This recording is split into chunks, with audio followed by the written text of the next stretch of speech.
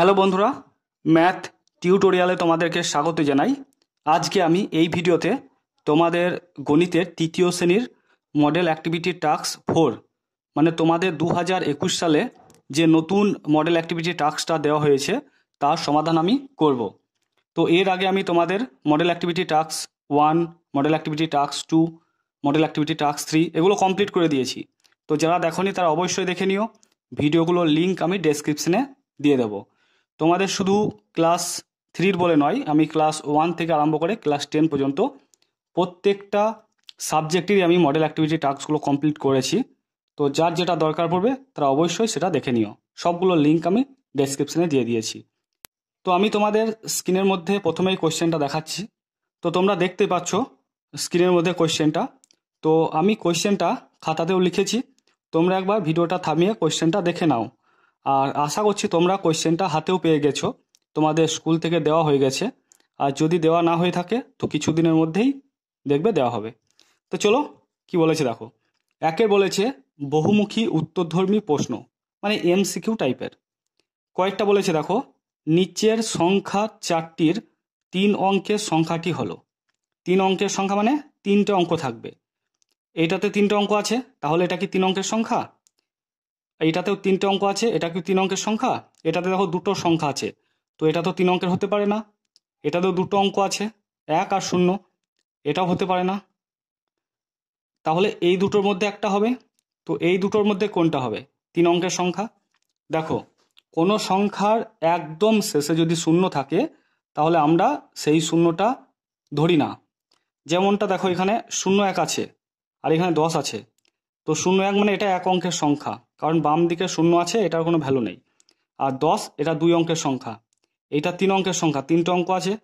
এখানে দেখো 3টে অঙ্ক আছে কিন্তু বাম দিকে 0 আছে, তাই এর ভ্যালু নেই, এটা 2 অঙ্কের সংখ্যা হয়ে যাচ্ছে। তাই সঠিক উত্তর হবে অপশন বি। এখন তোমরা খাতায় কিভাবে লিখবে? খাতায় লিখবে 1-এর ক দিয়ে লিখবে 102 সংখ্যাটি 3 অঙ্কের সংখ্যা। ঠিক আছে, কি লিখবে? 102 সংখ্যাটি 3 অঙ্কের সংখ্যা, এই কথাটা তোমরা লিখবে।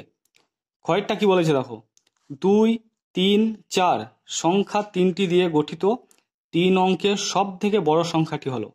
মানে 2, 3 আর 4 এই 3টে সংখ্যা দিয়ে গঠিত সব থেকে বড় সংখ্যা কী হবে বলো তো? প্রথমে 4 লিখবো, তারপরে 3 লিখবো, তারপরে 2 লিখবো। এই 432 হচ্ছে সব থেকে বড় এই 3টে অঙ্ক দিয়ে। এর থেকে বড় তুমি কিন্তু করতে পারবে না।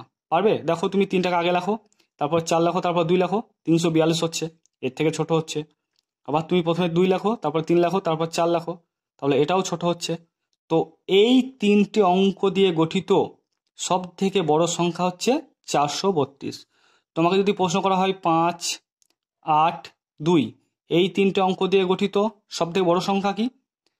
প্রথমে 8টা লিখবে, 8টা লেখার পরে 5 আর 2 এর মধ্যে 5টা লিখবে, তারপরে 2টা লিখবে। 852 হচ্ছে সব থেকে বড় সংখ্যা এই 3টে অঙ্ক দিয়ে। তাহলে তোমরা খাতায় লেখার সময় কি লিখবে? 1-এর খ দিয়ে লিখবে 2,3,4 সংখ্যা 3টি দিয়ে গঠিত 3 অঙ্কের সব থেকে বড় সংখ্যাটি হলো 432। ব্যাস, এইটুকুই লিখতে হবে। তারপর গয়েরটা দেখো কি বলেছে, 238 ভাগ 3 করলে আমরা পাবো 238 সমান 3 গণিত 79 প্লাস 1। এখানে ভাগফল হলো, ভাগফল কোনটা? না, ভাগফল হচ্ছে এই 79টা হচ্ছে ভাগফল, যেহেতু 3 দিয়ে ভাগ করছি, আর 1টা হচ্ছে ভাগশেষ। তোমরা কি জানো? তোমরা জানো ভাজ্য সমান ভাজক গণিত ভাগফল যোগ ভাগশেষ। ঠিক আছে, এটা জানো সূত্র। তো ভাজ্য হচ্ছে এটা, ভাজক হচ্ছে 3, ভাগফল হচ্ছে 79 যোগ ভাগশেষ হচ্ছে 1। তো তোমাকে ভাগফল জানতে চেয়েছে, তো লিখবে ভাগফলটা হচ্ছে 79। তো কিভাবে লিখবে খাতায় তোমরা? গ বলে লিখবে, দিয়ে লিখবে 238 ভাগ 3 করলে আমরা পাবো 238 সমান 3 গণিত 79 প্লাস 1। এখানে ভাগফল হলো 79। বুঝতে পেরেছ? তারপর ঘয়েরটা কি বলেছে দেখো, ঘয়েরটা বলেছে যে সচিনের রান 128, 2-এর স্থানীয় মান কত? মানে এখানে 2-এর স্থানীয় মান কত? তো 2-এর স্থানীয় মান কত হবে বলো তো? 2-এর স্থানীয় মান হবে 128-এর 2 লিখবে, তারপরে একটা সংখ্যা তাই একটা শূন্য, মানে 2 এর স্থানীয় মান হচ্ছে 20। যদি তোমাকে একটা প্রশ্ন দেওয়া হয় 5, 4, 3, 8, এখানে 4 স্থানীয় মান কত যদি প্রশ্ন করা হয়, তাহলে কি লিখবে? 4 লিখবে, তারপরে দুটো সংখ্যা দুটো শূন্য লিখে দেবে। তাই এখানে বলা আছে 128 রান। এবার 2 এর স্থানীয় মান কত? তাহলে 2 এর স্থানীয় মান কত? 20। অপশন এতে বলেছে 1 এর স্থানীয় মান থেকে বেশি, 1 এর স্থানীয় মান থেকে কম, না 2, না 200। দেখো 1 এর স্থানীয় মান কত বলো তো? 1 এর স্থানীয় মান হচ্ছে 100। 128-এর 1 এর স্থানীয় মান কত লিখতে পারি আমরা? 1 লিখে তারপর দুটো সংখ্যা লিখতে পারি, মানে দুটো শূন্য লিখতে পারি। আর 2 এর স্থানীয় মান কত? 20। তাহলে 1 এর স্থানীয় মান থেকে বেশি, না 1 এর স্থানীয় মান থেকে কম? না 1 এর স্থানীয় মান থেকে কম। কি করে হচ্ছে? 128-এর 1 এর স্থানীয় মান হচ্ছে 100, আর 128-এর 2 এর স্থানীয় মান হচ্ছে 20। তাহলে অপশন বিটা হয় সঠিক উত্তর, মানে 100 থেকে 20 তো ছোট, তাই দেখো 1 এর স্থানীয় মান থেকে কম। বুঝতে পেরেছ? তাহলে প্রথমটার ক্ষেত্রে উত্তর হয়েছিল 102, তারপরটা 432, তারপরটা 79, তারপরটা হচ্ছে অপশন বি, মানে 1 এর স্থানীয় মান থেকে কম। তোমরা খাতায় কি লিখবে? যে সচিনের রান 128, 2 এর স্থানীয় মান 1 এর স্থানীয় মান থেকে কম, এই কথাটা তোমরা লিখে দেবে। তারপর দেখো 2 এর দাগে কি বলেছে? সত্য বা মিথ্যা লেখো। বলেছে দেখো 99 এর পরের সংখ্যাটি 2 অঙ্কের, এটা সত্য না মিথ্যা? দেখো এটা পুরো মিথ্যা। তো তোমরা খাতার মধ্যে এই লাইনটা পুরোটা লিখবে, দিয়ে তীরচিহ্ন দিয়ে লিখবে মিথ্যা। কি করে মিথ্যা হলো? 99 হচ্ছে 2 অঙ্কের সংখ্যা, এর পরের সংখ্যাটা কত বলো তো? 100। 100টা কিন্তু 3 অঙ্কের হয়ে যাচ্ছে, 1 0 0। ডান দিকে কিন্তু শূন্যগুলোর ভ্যালু আছে, কিন্তু বাম দিকে শূন্যর ভ্যালু নেই। ধরুন আমি বললাম 0 0 1, এটার মানে যা, আবার শুধু যদি 1 লিখি তার মানে 1। ঠিক আছে, দুটোর মান সমান। এবার আমি যদি 99 আর 100 বলি, এটা কি আমরা 1 ভাবতে পারবো? পারবো না, কারণ ডান দিকে যে শূন্য আছে, ডান দিকের শূন্যের কিন্তু দাম আছে। তাই 99 এর পরের সংখ্যা হচ্ছে 100, এটা তো 2 অঙ্কের হচ্ছে না, 3টে অঙ্ক হচ্ছে, তাই এটা মিথ্যা। তারপর দেখো কি বলেছে খয়েরটা, 302-কে স্থানীয় মানে বিস্তার করে লিখলে পাবো 30 + 0 + 2। দেখো এটাকে মিথ্যা না সত্য দেখার জন্য তোমাদের আমি খাতার মধ্যে চেক করে দেখাচ্ছি। 302 এর স্থানীয় বিস্তার যদি করো স্থানীয় মানে, স্থানীয় মান কি হবে বলো তো? 3-এর ক্ষেত্রে 3 লিখে তারপর দুটো সংখ্যা দুটো শূন্য, প্লাস 0-এর ক্ষেত্রে দুটো শূন্য লিখলাম, প্লাস 2-এর ক্ষেত্রে 2 লিখলাম, তারপরে তো কোনো সংখ্যা নেই তাই আমরা শূন্য লিখলাম না। তো এটা হবে 300 + 0 + 2। এটা আছে কি এখানে? এখানে নাই, এখানে আছে 30 + 0 + 2। এখানে 3-এর স্থানীয় মান 300 হতো, তাহলে তীরচিহ্ন লিখবে যে মিথ্যা। বুঝতে পেরেছ? এই লাইনটা লেখার পরে লিখবে মিথ্যা। তারপর গয়েরটা দেখো কি বলেছে, 555 + 5 এই যোগফলে এককের ঘরের অঙ্কটি 0। সত্য না মিথ্যা আমরা এবার এটাকে দেখব। 555 এর সঙ্গে 5 যোগ করো, 5 5 কত? 10। 10-এর ডান দিকটা আমরা বসাবো, বাম দিকটাকে হাতে রাখবো। তো হাতে রাখলাম, এখানে শূন্যটা বসিয়ে দিলাম। 5 হাতে 1 আছে, যোগ করলে 6, আর এই 5 নেমে পড়লো। তাহলে এখন সংখ্যাটা কি হলো? 560। এটাকে বলে একক, এটাকে বলে দশক, এটাকে বলে শতক। তো এককের ঘরের অঙ্ক হচ্ছে 0। যদি তোমাকে প্রশ্ন করা হতো দশকের ঘরে অঙ্ক কত, তাহলে 6, আর শতকের ঘরে 5। তাহলে আমরা দেখছি যে যোগ করার ফলে এককের ঘরের অঙ্ক হচ্ছে 0। এরা বলেছে দেখো এই যোগ ফলে এককের ঘরের অঙ্কটি 0, তাহলে এটা সত্য, কারণ আমরা তো দেখলাম। ঠিক আছে, তাহলে তোমরা এই পুরো লাইনটা লিখবে, দিয়ে তীরচিহ্ন দিয়ে লিখবে সত্য। এবার তোমাদেরকে তো রাপে দেখাতে হবে এগুলো, তো এগুলো রাপে দেখাবে। তারপর ঘয়েরটা কি বলেছে দেখো, ঘয়েরটা বলেছে দ্রাবিড়ের রান 119 এবং লক্ষণের রান 111। আমি এটাকে উপরে লিখেছি। তারপরে লক্ষণের রান দ্রাবিড়ের রান থেকে 8 কম। দেখো দ্রাবিড়ের রান হচ্ছে 119, আর লক্ষণের রান কত? 111। বিয়োগ করো, 9 থেকে 1 বাদ দিলে 8, তাহলে 8 রান কিন্তু কম। কার কম বলো তো? লক্ষণের। লক্ষণের রান 8 কম। ঠিক আছে, তো এখানে তাই বলেছে দেখো, দ্রাবিড়ের রান 119 আর লক্ষণের রান 111।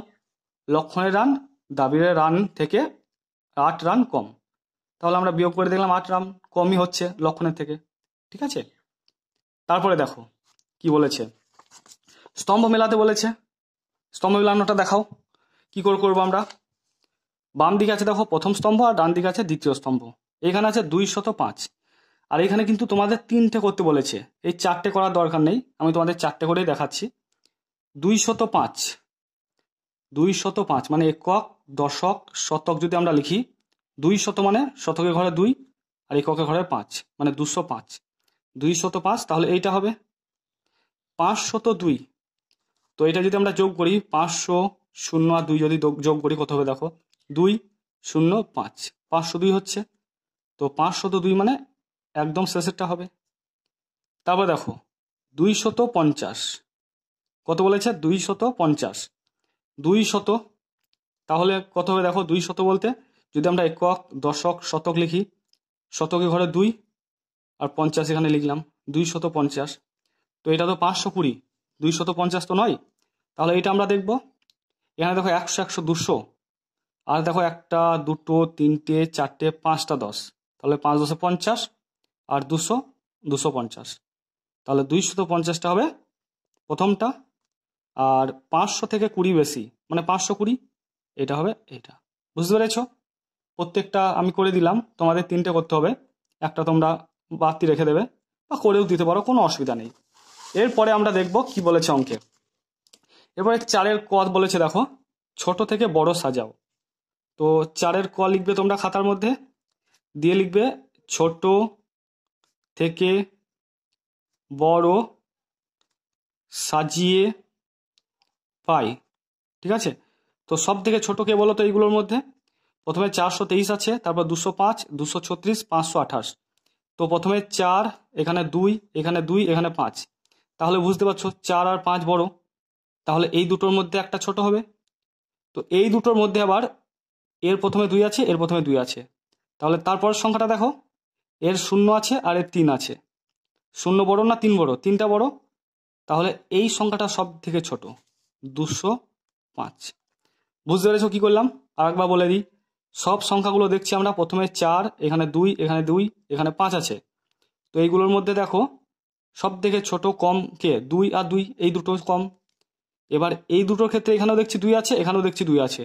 তারপরের সংখ্যাটা এখানে দেখলাম 0 আর এখানে দেখলাম 3, তাহলে এটা বড় নিশ্চয়, 3টা বড় যেহেতু, তাই 205টা সব থেকে ছোট।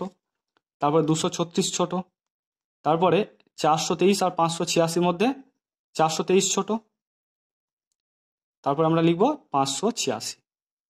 ঠিক আছে, ছোট থেকে বড় আমরা সাজিয়ে নিলাম। এবার ক্ষয়েরটা কি বলেছে দেখো, সাজিয়ে বিয়োগ করি, মানে 501 লিখলাম আর নিচে 29 লিখলাম, বিয়োগ করব।